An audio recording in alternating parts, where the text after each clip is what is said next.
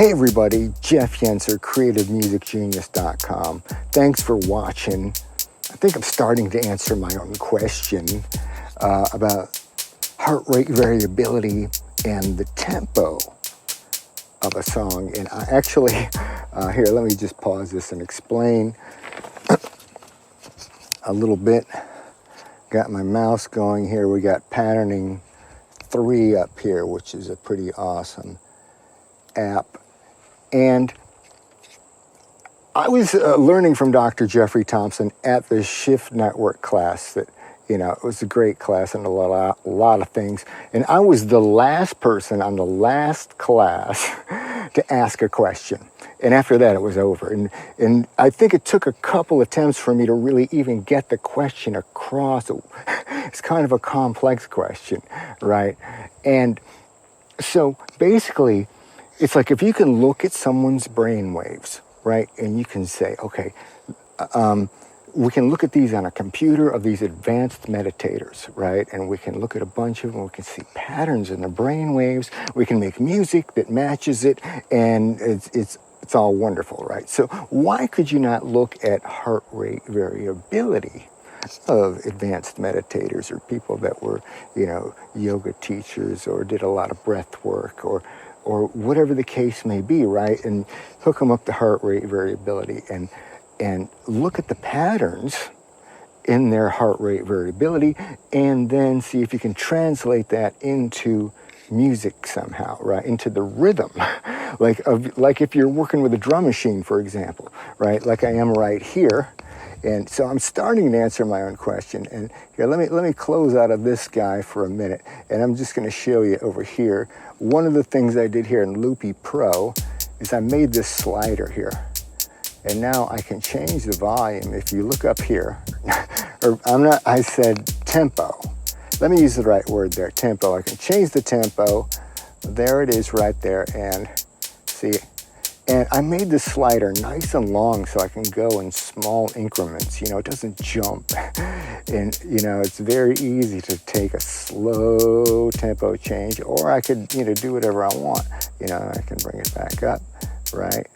And the drums are going to follow the tempo, right? Because they're MIDI, right? And I'm not going to show you right in this minute. I'll come back to this. But I've got a way to automate this, right? Like a tempo map, right? So if you have a DAW that has a tempo map, such as Logic Pro has one, and a bunch of the other professional DAW, a real professional DAW would have a tempo map. That doesn't mean they all do, right? But I know Logic has one for sure. And so this kind of simulates a tempo map where I can vary the tempo, right? So we'll get into that a little deeper in a second. But the first thing I wanted to look at, right? And the one thing that Dr. Jeffrey and I agreed on very strongly is that you don't want to be the metronome beat. If you're perfect, right on the beat, right on the beat every time, right, then that's not good. That's not healthy at all. You need variability, right? And you want variability with certain qualities and within a range, right? So if we can discover more about that, that can help us in creating music. And with some of these things that I'm uncovering here is we have this thing here in patterning 3 called swing. Right? And swing is a typical thing like you hear it a lot in jazz, but all kinds of music, right? And basically, what that does is you have these 2 notes, right? And let's say I have 16th notes, right? Say I have a hi-hat playing 16th notes, right? Let's pair them up in pairs. So I get 8 sets of 2, right? And within each set of 2, right, you get these 2 beats, and maybe that second beat doesn't necessarily land perfectly. Maybe it lands a little bit late. Maybe it lands a little bit early. And that's what swing is, really, is swing. And, it's kind of a standard swing amount that jazz players use, but there's also a feel to it, And so you can notice that this amount changes as I drag this guy out. So this second beat of each pair of 16th notes, it's going to happen a little bit later. right? Or you could have a pair of eighth notes, right? Or whatever. You can do anything with this app, in terms of the mathematics of it, right? So you can set an amount, and there's this curve, and I'm not exactly sure what that does, but I think it alters the relationship with the first beat somehow. But yeah, so that, and then you can just listen. So I've got 2 tracks here inside patterning. I really like this drum app for just playing around, right? I'm not much of a drum app programmer at all. I like to have the studio drummer, or the app that brings me a drum machine and just like here, and I can control the groove of it. But this app is kind of fun to put notes into it. And if you come here, you can see all I did was I took my mouse and I just kind of went around like this and went up and down and kind of drew a line around there, and I made all those notes, right? And then I did the same thing here, right? I just started following some pattern, right? This brings a little bit of randomness to it, right? And then I can play with the swing amount, right?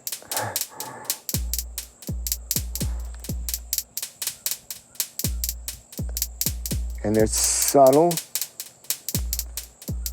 changes to the rhythm and the feel of the beat, right? And it's not consistent. I wish there was a way you could actually automate this, right? Or modulate it with an LFO or anything. But for right now, I can modulate it with my mouse, right? So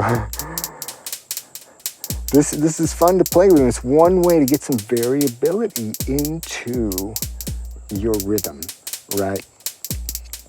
And just kind of do it on subtle levels, right? So then, let's close out of that. Here, and I will pause that, and we'll okay, so let me show you this other thing. And I'm just really getting started with this thing. Let's turn it to about there and hit play. Okay, that's really loud. But we got this thing, and I can just drag this dot around.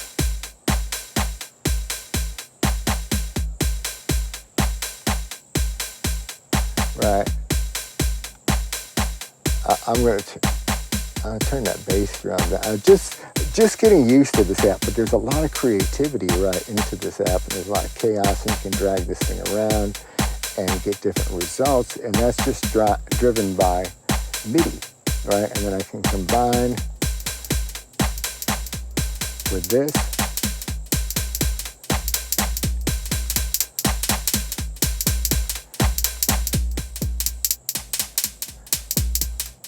See, this one's a lot louder, right? But I'll mix that in, right?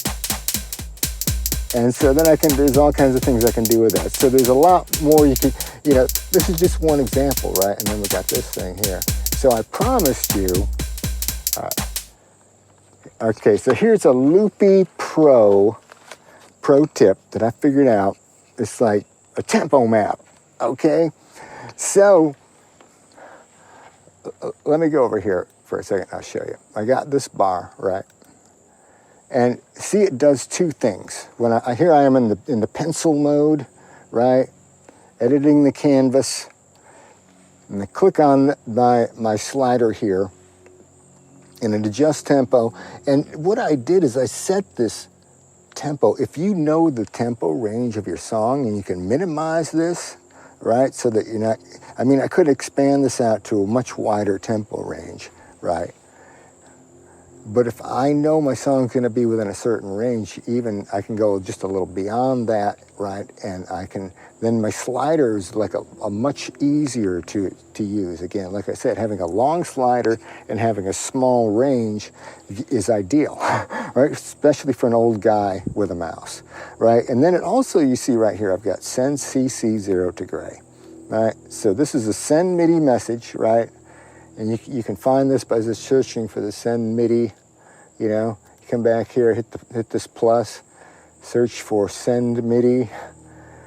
I just searched for MIDI, I think, and hit enter, and it was like the last choice. And then you go in here, and it is sending CC0, and it really doesn't matter what CC you send, except for the fact that you don't want to use one you're already using for something else, right?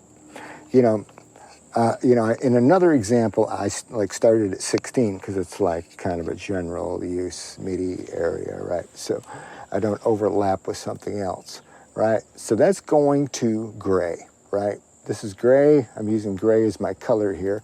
My slider's gray. I've got this button right here. Let's see what this does. Watch the tempo for a second. And I click that. Whoopsie, set tempo to 97. Okay, so if we see this in action, click that button, set tempo to 97. Now, that is very handy if you're working on a tune and you got a starting tempo that you know you like and you want to experiment with tempoing around, right? And you're like, where was I, because this process doesn't necessarily automatically restart the tempo, right? So, it's not perfect, but it's kind of fun to play with. So I made this button. If I know what my original tempo is, I'll put it in there and program it, right? And you can put it to whatever you want, right? With the pencil, right? You can click on that, set tempo to 97, right? You can move your slider, bam, to whatever. And so I'm gonna move this up to 122 because that's more the range of the tune that I really want to work with anyway. Okay, how about that? That's wonderful. So, and then we got the gray, right? So what I did, here, let me show you this in action. So, hit this, there's a 122. Hit record on the gray. Hit play. Grab my slider. Notice there's data being recorded in the gray. MIDI clip, okay? Now I can go back up.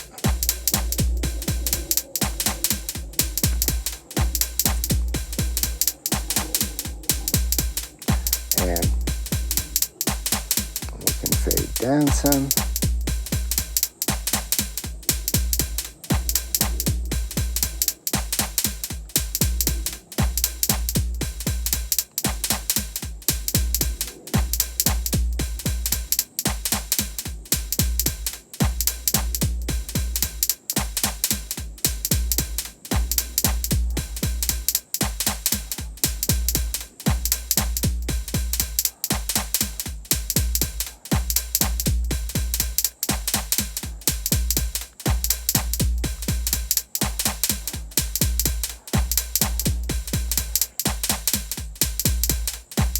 All right, hit stop right there. Okay, so now you'll notice that when I hit stop, my tempo did not reset to where it was in the beginning, right? So if I don't remember what it was or I don't have this button, I can hit this button and go back, right? So that's why I programmed that button. But then you'll see I have something recorded here, right? There it is. Now, I can't edit this at this time. Maybe in some future roadmap update on Loopy Pro it will be editable, but you can always erase and try again, but it works, right? So now watch when I hit, there's one more thing I had to do is make, and it's probably already, let's see if it's working first. Hit play and see, yep, it's moving the tempo. Okay. There's one thing I had to do to make this last thing happen that you see working right now is the tempo's moving by this recording of the MIDI clip, right? So, and that would be to MIDI learn this slider to this MIDI clip. And how you do that is you got to make sure that this is the only thing running, right? Because this is an automatic process. When Loopy Pro senses it, it picks it up, and it picks up whatever's happening at the time in the MIDI world of itself. So with this, the only thing playing, you'd come over and you'd go MIDI learn, and you'd click on this. You can see it's already set, right? Remember we said it was CC0 gray, but if it wasn't, and this was the only thing playing, it would automatically get it, and you'd have it. And so then, right? The only other thing you got to think about is your profile, right? So there you go. Variable tempo. There's more to dive into in this for sure. We're making brainwave entrainment video, music, and Jeff Yenser, Creative Music Genius. Thanks for watching.